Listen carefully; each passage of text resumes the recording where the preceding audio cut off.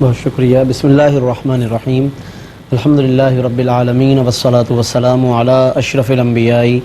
وسید المرسلین۔ ناظرین محترم، الحمدللہ آج کی اس بزم میں 20ویں پارے کا آغاز کیا گیا ہے اور 20ویں پارے کے پہلے ربع کی تلاوت کی گئی ہے، اور جیسا کہ ہم اس بات سے باخبر ہیں کہ اس سے پہلے 19واں پارہ جہاں پر مکمل ہوا تو سورۃ النمل کا جو کہ 19ویں پارے میں آغاز ہو چکا ہے، تو اس کی 59 آیات 19ویں پارے میں شامل ہیں اور آیت 60 سے 20ویں پارے کا یہ آغاز ہو رہا ہے۔ آج کے اس بزم میں ناظرین اور اس پروگرام میں جتنی تلاوت کی گئی ہے 20ویں پارے کی، ان آیات میں اگر ہم غور کریں تو اللہ رب العزت نے اس میں کئی توحید کے دلائل بھی بیان فرمائے ہیں اور اپنے کئی انعامات اور احسانات بھی بیان فرمائے ہیں جو اللہ رب العزت نے اپنے بندوں پر مختلف اوقات میں مختلف زمانوں میں احسانات فرمائے ہیں۔ اس کے ساتھ ساتھ ناظرین آج کی اس تلاوت میں اور آیات میں کئی عقائد بھی بیان کیے گئے ہیں، جن میں سے علم غیب کا جو عقیدہ ہے، اللہ رب العزت کے بارے میں کیا عقیدہ ہونا چاہیے علم غیب کے حوالے سے، اور بعث بعد الموت یعنی کہ مرنے کے بعد دوبارہ اٹھائے جانے کے حوالے سے، اور اس کے ساتھ ساتھ کچھ علامات قیامت کہ قیامت آنی ہے اور یقیناً آنی ہے، تو اس کے بارے میں جو علامات کا ہم ایک ذکر سنتے ہیں تو ان میں سے بعض چیزوں کی طرف آج کی اس تلاوت میں اشارہ فرمایا گیا ہے، اور اس کے ساتھ ساتھ قیامت پھر قائم ہونے کا جو منظر ہے، لوگوں کا جس انداز سے اس روز اٹھنا ہے، پہاڑوں کا چلنا ہے، اور اس طرح کی وہ بڑی بڑی تبدیلیاں، بڑے بڑے تغیرات جو اس دن واقع ہوں گے، آج کی اس تلاوت میں اللہ رب العزت نے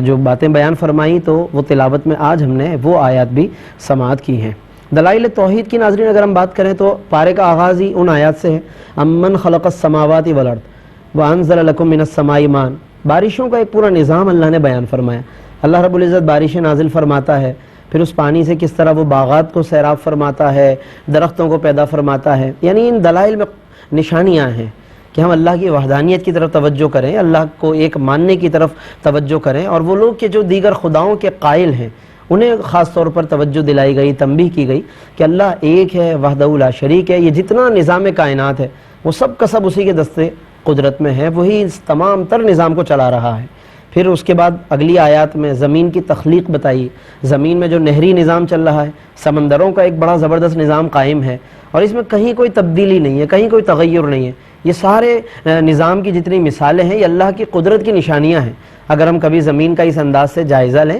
کبھی زمین میں اس انداز سے غور کریں، آسمانوں کی کہکشاؤں میں غور کریں، اس کی چمک دمک میں غور کریں، نزول بارش میں غور کریں،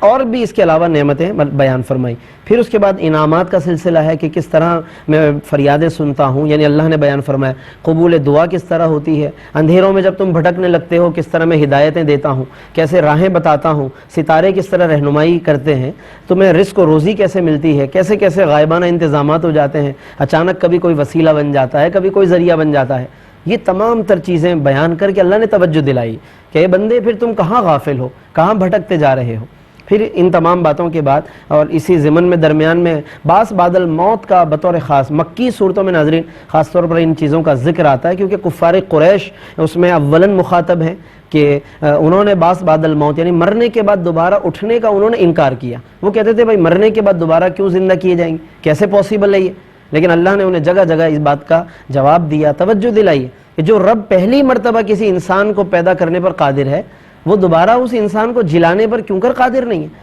تو بعث بعد الموت کے حوالے سے بتایا گیا ہے، اور پھر اس ضمن میں آپ صلی اللہ علیہ وسلم کو تسلی بھی کرائی گئی کہ آپ ان کفار کے اعتراضات پر غمگین نہ ہوا کریں، ولا تحزن علیہم ولا تکن فی ضیق مما یمکرون۔ یہ جتنی فریبیاں کرتے ہیں، مکر و فریب کرتے ہیں، اے محبوب مکرم آپ اس پر افسردہ نہ ہو، غمگین نہ ہو، آپ اپنا کام انجام دیں، جو آپ نے بات بیان کرنی ہے، تبلیغ فرمانی ہے وہ آپ کریں، ان پر غمگین نہ ہو۔ پھر اس کے ساتھ ساتھ سماع موتا کی ایک بحث آتی ہے ناظرین کہ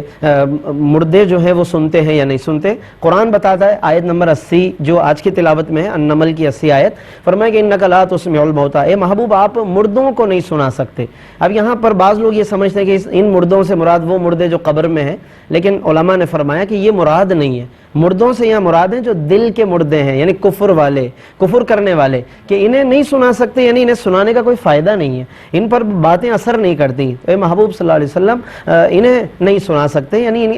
ان پر کوئی فائدہ نہیں، ان پر باتیں اثر نہیں کرتی۔ باقی رہے وہ مردے جو قبروں میں ہوتے ہیں تو ان کا ظاہرہ سننا سنانا ثابت ہے کہ غزوہ بدر کے بعد نبی کریم صلی اللہ علیہ وسلم نے کفار سے باقاعدہ خطاب کیا ہے، ابو جہل کا نام لیا، عمر بن ہشام کا نام لیا ہے، اور امیہ بن خلف کا نام، ان سب بڑے بڑے سرداران قریش کے نام لے کر حضور نے خطاب کیا۔ صحیح مسلم کی احادیث اور دیگر کتب کی حدیثیں موجود ہیں اس پر کہ وہ سنتے ہیں باقاعدہ۔ حضرت عمر فاروق عرض کرنے لگے یا رسول اللہ آپ ان مردوں سے بات کر رہے ہیں؟ حضور نے فرمایا ما انتم باسمع منہم، کہ تم لوگ ان سے زیادہ سننے والے نہیں ہو، مطلب یہ زیادہ سن رہے ہیں اس وقت، تو سماع ثابت ہے، سننا ان کا ثابت ہے۔ اور جب ایک عام مردوں کا بلکہ کفار کا یہ حال ہے تو اہل ایمان کا پھر کیا کہنا، پھر اہل ایمان میں جو بزرگان دین ہیں ان کا کیا کہنا، بزرگان دین کے سے بڑھ کر پھر انبیاء، اور انبیاء میں سید الانبیاء کا پھر کیا کہنا، کہ جس کا جتنا مرتبہ ہے اللہ اسے اتنی زیادہ قوت عطا فرماتا ہے اور ان کی قوتوں میں برکت ہوتی رہتی ہے۔ اس کے علاوہ اسی میں جیسے ہم نے شروع میں ذکر کیا کہ علامات قیامت میں بعض چیزوں کا ذکر ہے، جیسے خروج دابہ ایک علامت ہے۔ ناظرین جب قیامت قریب آئے گی کئی علامتیں ظاہر ہو چکی ہوں گی، ایک علامت ہے کہ ایک دابہ یعنی ایک جانور کا ظہور ہوگا۔ سنن ابن ماجہ میں اس کے بارے میں پوری حدیث موجود ہے کہ ایک جانور ظاہر ہوگا، ایک جگہ سے وہ برآمد ہوگا قدرتی طور پر، اور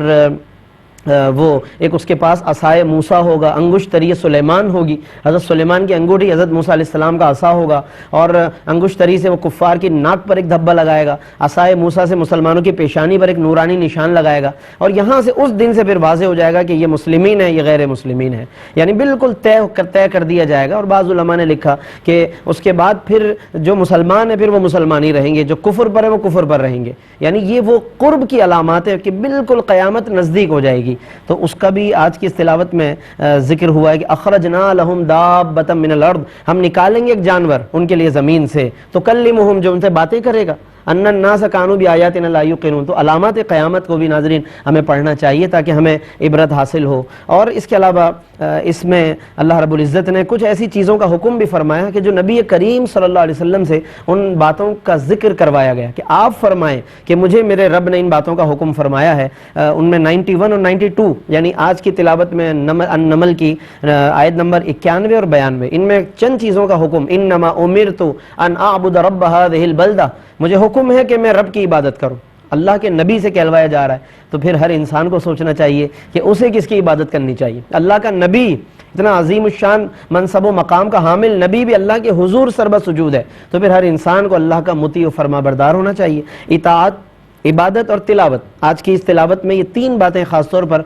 حکم کے تحت بیان کی گئی، وَأَنْ أَتْلُوَ الْقُرْآنَ، اور مجھے حکم ہے کہ میں تلاوت کروں قرآن کی۔ تو تلاوت ہمارا فریضہ ہونا چاہیے، ہماری روز کی روٹین میں ناظرین ہونا چاہیے، اور تلاوت بھی اس انداز سے کہ جس میں غور کریں۔ یہ پروگرام بھی ناظرین اسی لیے سجایا گیا ہے کہ اس میں ترجمہ بھی ہے، تلاوت بھی ہے اور تفسیر بھی ہے، تو کاش کہ ہمارے اندر ایک ذوق اور ایک شوق پیدا ہو، تو یقیناً جب تلاوت ہوگی سمجھ کر تو عبادت بھی ہوگی اور اطاعت بھی اس کے ساتھ ساتھ ہوگی۔ ناظرین آج کی اس تلاوت میں اس کے ساتھ ساتھ سورۃ القصص بھی شروع کی گئی ہے، یعنی کہ جو آج کا ربع ہے اس میں سورۃ القصص کا آغاز ہوا ہے، جس کے کل 9 رکوع ہیں، 88 آیات ہیں، جن میں سے آج چند آیتیں پڑھی گئی، پھر انشاءاللہ اگلے پروگرام میں مزید سورۃ القصص کی تلاوت کی جائے گی۔ اس میں بیشتر جو آیتیں ہیں ناظرین سورۃ القصص کی حضرت موسیٰ علیہ السلام اور فرعون کے واقعے کا تذکرہ ہے، اور اس میں بڑی ڈیٹیل سے اللہ نے وہ واقعات بیان کیے کہ حضرت موسیٰ علیہ السلام پیدائش کے بعد کس طرح سے وہ فرعون کے محل تک پہنچے۔ ایک طرف فرعون نے قتل عام کا بازار گرم کیا ہوا ہے کہ جو بچے ہیں انہیں قتل کر دیا جائے،